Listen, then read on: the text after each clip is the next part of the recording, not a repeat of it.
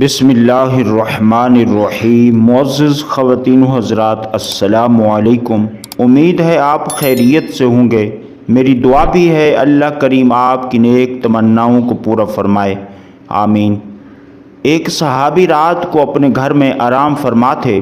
جب انہیں پیاس لگی تو انہوں نے اپنی اہلیہ سے پانی مانگا۔ ان کی اہلیہ صحابی عورت تھیں۔ وہ پانی لے کر آئیں تو وہ صحابی دوبارہ سو چکے تھے۔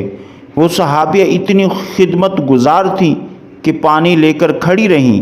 جب رات کا کافی حصہ گزر گیا اور صحابی کی آنکھ کھلی تو یہ دیکھ کر حیران رہ گئے کہ ان کی وفادار بیوی تو پانی لے کر کھڑی ہے۔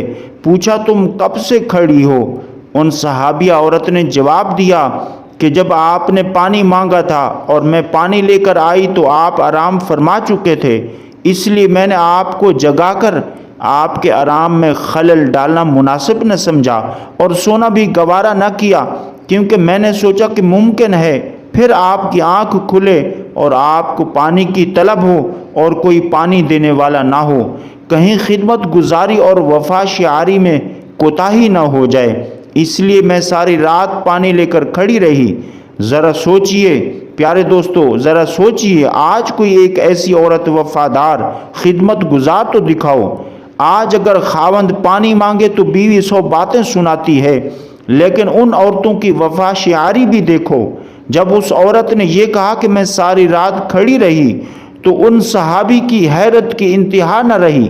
وہ فوراً اٹھ کر بیٹھ گئے اور عجیب خوشی کی کیفیت میں اپنی بیوی سے کہنے لگے کہ تم نے خدمت کی انتہا کر دی، اب میں تم سے اتنا خوش ہوں کہ آج تم مجھ سے جو مانگو گی میں تمہیں عطا کروں گا۔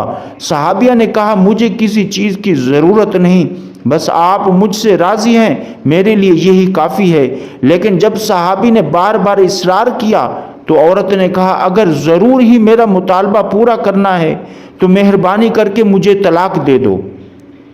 جب اس نے یہ الفاظ کہے تو ان صحابی کے پاؤں کے نیچے گویا زمین ہی نکل گئی۔ وہ ہکا بکا رہ گئے اور حیران ہو کر اپنی بیوی کا منہ تکتے رہے کہ یہ کیا کہہ رہی ہے۔ کہنے لگے کہ تم اتنی خدمت گزار بیوی آج مجھ سے طلاق کا مطالبہ کر رہی ہو، اور یہ بھی کہہ رہی ہو اور یہ بھی کہا کہ چونکہ میں وعدہ کر چکا ہوں اس لیے تمہارا مطالبہ تو پورا کروں گا، لیکن پہلے چلتے ہیں رحمت دو عالم صلی اللہ علیہ وسلم کی خدمت میں۔ آپ سے مشورہ کرنے کے بعد جو فیصلہ ہوگا اسی پر عمل کروں گا۔